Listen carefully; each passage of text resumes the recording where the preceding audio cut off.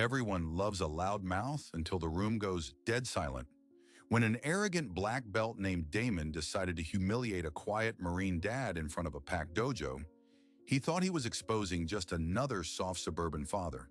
He didn't know the man had spent 2 decades training the deadliest fighters in the Marine Corps and had personally forged the skills of Damon's own instructor.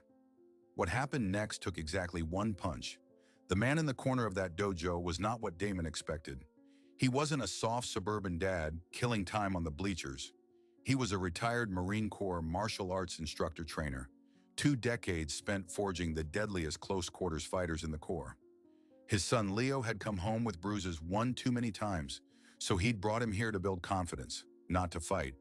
But as Damon's swagger filled the room, one question hung in the air. How long could a man who had taught warriors to end fights in seconds tolerate watching a bully mock his own son? Before he ever set foot in that dojo, the man had spent 20 years as a Marine Corps martial arts instructor trainer. But the quiet in him was not weakness. It was a locked vault.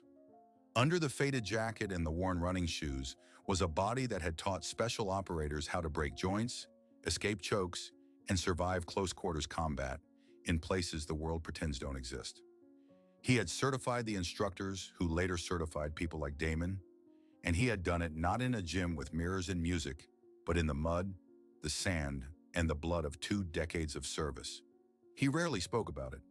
After retiring as a gunnery sergeant, he moved back to Jacksonville, North Carolina, with his 12-year-old son, Leo. His whole reason for living was now a boy who loved drawing maps of imaginary worlds and could spend hours coding simple games on a second-hand laptop. Leo was not a fighter. He was thoughtful, soft-spoken, and had his mother's gentle eyes, and that made him a target. In the previous 6 months, Leo had come home from school with a black eye, a torn backpack, and once with a rib so badly bruised he couldn't sleep lying flat. The school promised to handle it, but the bullies were 8th graders who knew exactly how far to push without getting caught. The father tried talking, tried waiting, tried the proper channels. Nothing changed. He didn't want Leo to become a killer. He wanted him to learn that violence was not the only answer. But he also knew that confidence was a shield, and his son needed one. That was why he walked into Titan Combat Academy, a local martial arts school run by a man named Santoro. The dojo was loud, aggressive, and covered in motivational posters that told students to embrace the grind and destroy weakness. The man immediately felt the wrong kind of energy, but the head instructor, a swaggering black belt named Damon, was everything the man had spent his life teaching young Marines not to become.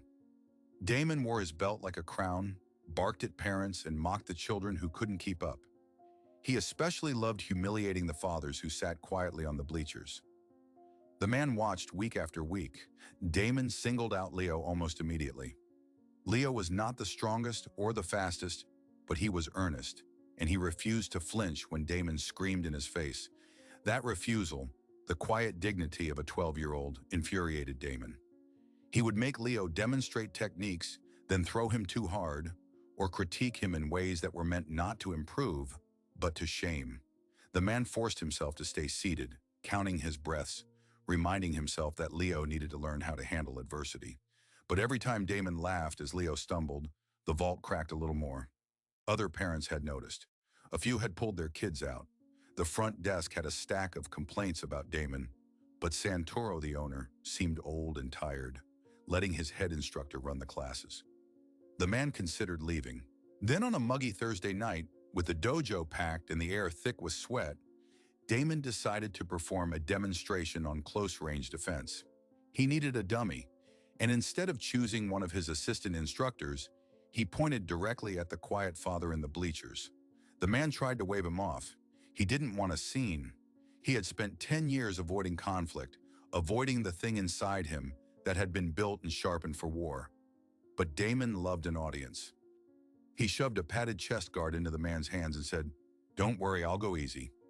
The room turned. Leo's eyes went wide, not with fear for his father, but with a strange, startled hope. The man stood slowly. He looked at Damon's smug face, then at the other parents who were too intimidated to speak. He thought about Leo, the bruises, the torn backpack. He thought about every bully he had ever faced in the Corps and outside it. and he realized that some lessons cannot be taught with words. He took the chest guard and set it down on the bench. He did not need it. He unlaced his boots, placed them neatly against the wall, and walked onto the mat in his bare feet. The fluorescent lights hummed. Leo whispered, "Dad." The man looked back and gave him the same calm, reassuring nod he had given him before school 100 times. Then he turned to face Damon. Damon was already bouncing on his toes, loosening his shoulders, feeding off the crowd. The man did not raise his hands. He did not take a stance. He just stood there, arms loose at his sides, waiting. The room fell completely silent, and when Damon's first kick snapped forward, the man's body moved before he even told it to. The kick came fast and high, aimed at the man's ribs. In the space of a single breath, the man shifted his weight, slipped inside Damon's range, and trapped the leg against his side. Before Damon could pull back, the man drove his palm upward with surgical precision. Not a wild swing, but a short, devastating strike to the diaphragm. The impact was not loud, but it was final. Damon's eyes bulged, his mouth opened in a silent gasp, and he folded at the waist, collapsing onto the mat like a marionette with its strings cut. The gym went dead silent. The music still thumped from the speakers, but nobody heard it. Parents stopped mid-scroll on their phones. The assistant instructors froze against the back wall. Leo stood by the cubbies, his gym bag hanging from one hand, staring at his father with something between shock and awe. The man did not stand over Damon. He did not raise his fist. He simply looked down at the gasping black belt, then stepped back, his bare feet padding quietly on the vinyl mat. For a long moment, the only sound was Damon's ragged, wheezing attempt to breathe. His face was pale, his eyes wide with panic and disbelief. He had never been hit like that, not in competition, not in sparring, not ever. The man waited, his arms loose at his sides, his expression unreadable. He could have said something. He didn't. He just turned toward the edge of the mat, toward his son. That was when the office door slammed open. Santoro, the owner, a grizzled man in his late 50s with a limp from an old injury, rushed out. He had been in the back, doing paperwork, and the sudden silence had alarmed him. Now he pushed through the small crowd of frozen parents, his eyes scanning the scene, Damon on the floor, the man standing calmly, the fear in the room. Santoro's gaze landed on the man's face, and he stopped dead. "Gunnery, Sergeant?" The words came out hoarse, almost reverent. The man turned. For a second, there was no recognition. Then something flickered in his eyes, a memory, a name. "Santoro," he said quietly. Santoro took a step forward, his limp more pronounced as he hurried. "I don't believe it. After all these years." He looked at Damon, still gasping on the mat, and then back at the man. "You were my close combat instructor at Camp Lejeune. You taught me everything I know." The room seemed to tilt. Every parent, every assistant instructor, every kid on the bleachers heard those words. Damon, still curled on the floor, managed to lift his head. His eyes were wide with a new kind of horror. He had trained under Santoro for years, had bragged about his lineage, had claimed the dojo's fighting system was forged in the Marine Corps. And now the man he had just called a soft suburban dad was the source of that entire legacy. Santoro's voice cracked with emotion. "You were the one who showed me how to survive, how to stop a fight before it started. I owe you my life." He looked down at Damon. "What did you do, Damon? What did you do?" Damon's mouth moved, but no words came. He was still fighting for air, his diaphragm spasming from the precise strike. He tried to push himself up, but his arms buckled. He fell back onto the mat, his chest heaving, his face a mask of shame and fear. He had spent years building an image, the unbeatable fighter, the king of the dojo. In 1 second, a man who had not even raised his hands had destroyed it. The man looked at Santoro, then at Damon. "He threw the first kick," he said simply. "I told him I didn't come here to fight." He turned away, walked to the edge of the mat, and sat down on the bench to put on his boots. The silence followed him. Nobody spoke, nobody moved. Leo walked over and stood beside his father, looking down at him with wide eyes. "Dad, you okay?" The man offered a small, tired smile. "I'm fine, buddy. Let's go home." But Santoro was not done. He limped over, his voice urgent. "Please, don't leave like this." Let me make it right. Damon has been a problem for months. I've had complaints from half the parents in this room, but I never thought—" He stopped, shaking his head. "You taught me that a dojo should be a place of respect, not fear. I let it slip. I let him turn it into a circus." The man paused, one boot on, one boot in his hand. He looked up at the owner. "Then fix it, Santoro. You know what to do." He finished lacing his boots, stood, and put his arm around Leo's shoulders. As they walked toward the double-glass doors, the man paused by the front desk. He pulled out a small piece of paper. The chest guard waiver Damon had made him sign? No, there had been no waiver. Actually, he had refused the chest guard, so he had no paper. But perhaps the man simply turned to the receptionist and said, "Make sure someone checks his breathing. He'll recover." And then he left. But the story did not end there. In fact, it was just beginning. Within an hour, a cell phone video recorded by a parent in the back row began circulating. It showed a quiet man in a faded jacket stepping onto the mat, refusing the padded guard, and then, in one fluid motion, ending the fight before it started. The caption was simple: "Marine Dad ends arrogant black belt with one punch after he bullied his son." By midnight, the video had been shared over 10,000 times. By the next morning, it was on local news.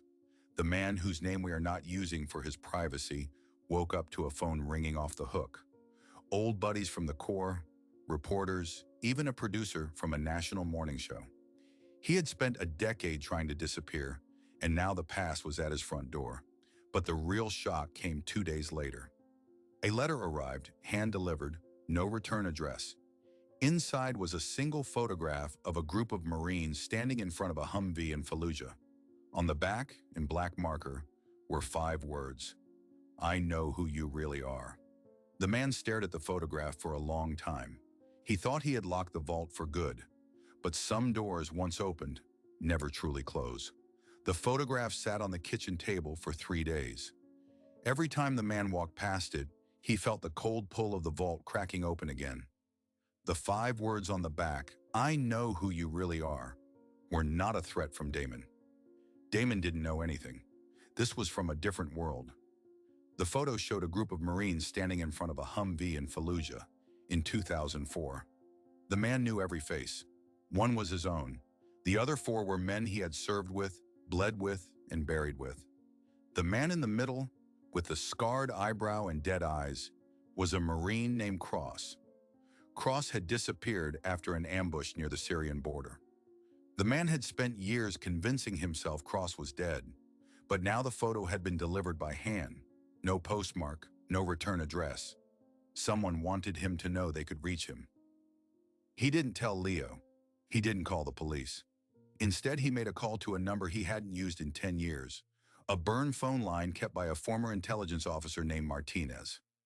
Martinez picked up on the second ring. "I saw the video. I was wondering when you'd call." The man asked about the photograph. Martinez went quiet for a long time.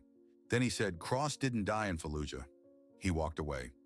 "And he's been looking for you ever since." At the dojo, the fallout was swift. Santoro fired Damon that same week. The video had already spread to local news stations, and the story of the quiet Marine dad who dismantled an arrogant instructor had caught fire. Reporters camped outside Titan Combat Academy, but the man had never given his full name. Still, it didn't matter. His face was everywhere. Old buddies from the Corps called. A producer from a national morning show left 3 messages. The man ignored all of it. He was not thinking about the dojo anymore. He was thinking about the photograph. Then the second envelope arrived. This one contained a single photograph of Leo standing outside his school, taken from a car across the street. On the back, in the same handwriting, were 3 words: "The boy is beautiful." The man's blood went cold. This was no longer about a viral video or a bruised ego. This was an active threat against his son. He called Santoro, but Santoro didn't know anything about the photo. He called Martinez again, and that was when he heard the full story of Cross. Martinez explained that Cross had been a force recon Marine, just like the man. But after Fallujah, Cross had gone private. He had worked for contractors, then for people who didn't care about laws. He had been involved in smuggling, extortion, even assassinations. and he had never forgiven the man for leaving him behind in a burning house near Ramadi. The man had made a call that day, a call that saved the rest of the unit, but left Cross pinned down.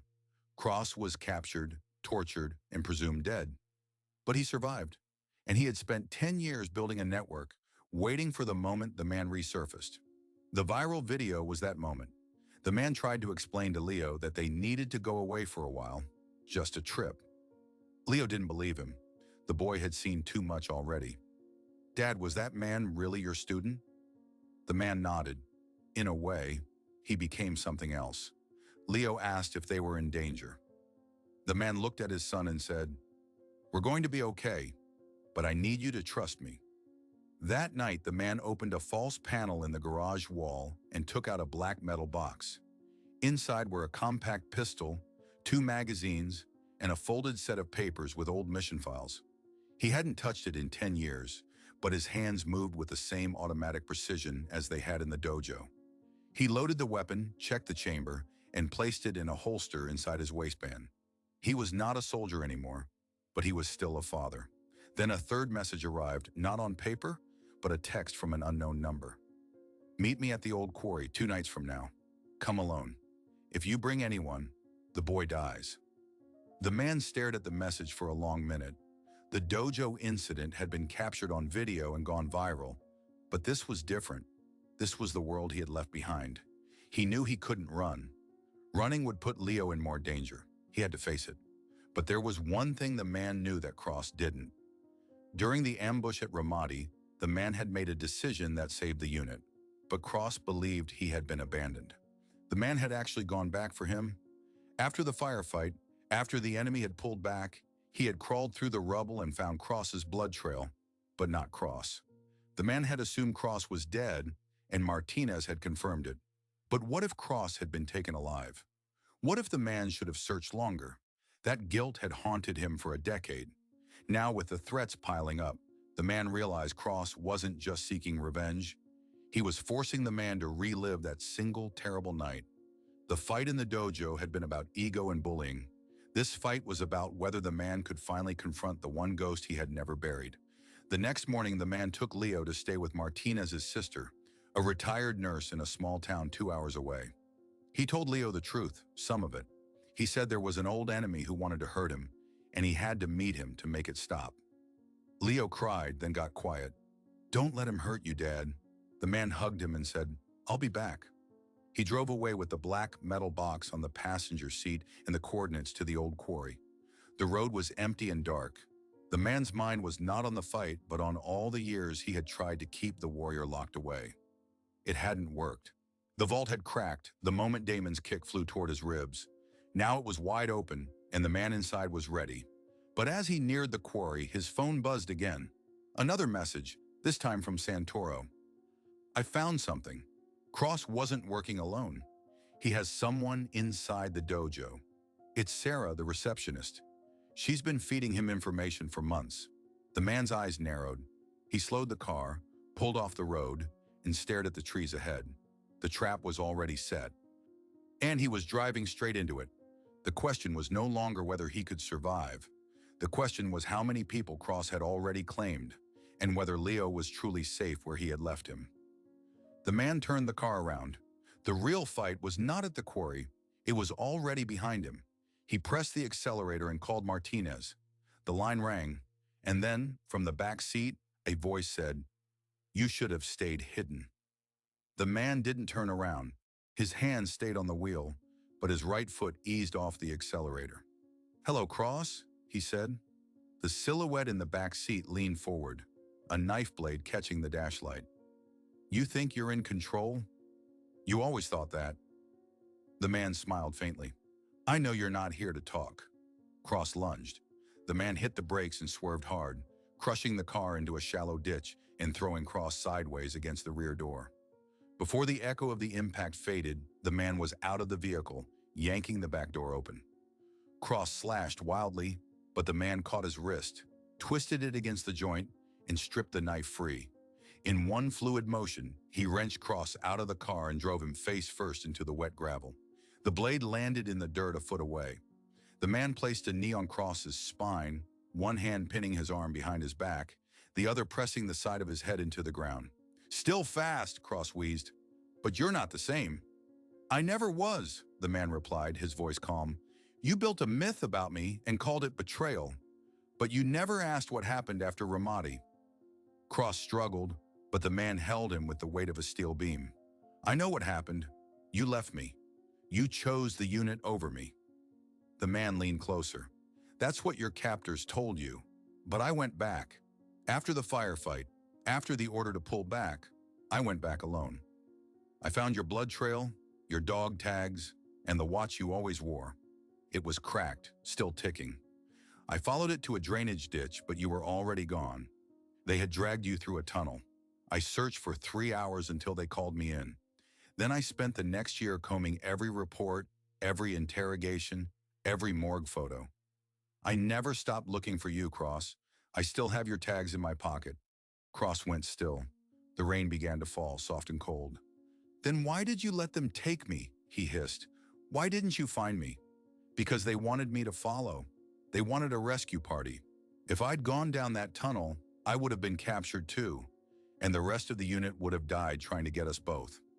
I made a choice, not to leave you behind, but to bring the survivors home. You were already gone. I couldn't save you, but I could save them." Cross's breathing grew ragged.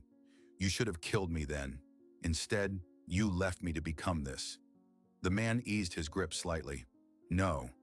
You became this because you believed the lie they fed you. They poisoned you, Cross. They used your pain to make you a weapon. But it's not too late to stop being one." For a long moment, there was only the sound of rain and the distant hum of the highway. Then Cross spoke, his voice low. "It's already too late. I have people at the sister's house. Sarah gave me the location. Leo is with them now." The man shook his head.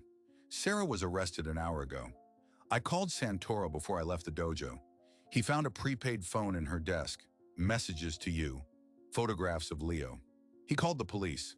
She flipped in 5 minutes and gave up the location of her contacts. They were picked up 10 minutes after that. Leo was never at Martinez's sister's house. I moved him at noon to a safe address only Martinez and I know." "You've been following a shadow." Cross twisted his head, his face pale and wet. "You're lying." The man reached into his pocket and pulled out a small photograph, showing a group of Marines in front of a Humvee. On the back were 2 words in faded ink. "My brother." He held it in front of Cross's eyes. "You were never just a ghost to me," the man said. "I never stopped searching. I kept this because I believed one day I would find you alive." Cross stared at the photograph. His jaw tightened. A tremor ran through his body, not from the cold, but from something breaking inside. "I wanted to hurt you," Cross whispered. "I wanted to make you feel what I felt. Left behind, erased, turned into nothing. But I was wrong. You didn't leave me. You're the only one who never did." The man released his knee and rolled Cross onto his side, keeping distance but no longer pinning him. "You made your choices, Cross, but so did I. I chose to stop being the weapon they built. You can still make that choice." Cross sat up slowly, his hands hanging at his sides. He looked at the photograph in the man's hand, then at the knife in the dirt. "They'll send me away. Maybe, but you can tell them the truth. You can stop running." The man stood and held out his hand. Cross looked at the hand for a long moment. Then he took it and pulled himself up. He didn't lunge, didn't attack. He just stood there, rain streaking down his face, looking smaller than he ever had. A pair of headlights appeared on the road behind them. Martinez pulled up, 2 plainclothes officers with him. Cross was taken into custody without resistance. The man watched the taillights disappear, then walked back to his car. He leaned against the hood and let the rain wash over him. The next week, the man returned to Leo. They sat on the porch of a small house in a town where nobody knew their names. Leo didn't ask about Cross. He just put his head on his father's shoulder and said, "I knew you'd come back." The dojo story faded from the news, but the video never fully disappeared. Damon, humiliated and fired, eventually sent a handwritten letter to Santoro, asking for a chance to apologize. The man agreed to meet him at a neutral location. No cameras, no audience. Damon arrived with his belt folded under his arm and thanked him for teaching him what real control looked like. The man told him control wasn't about never throwing a punch.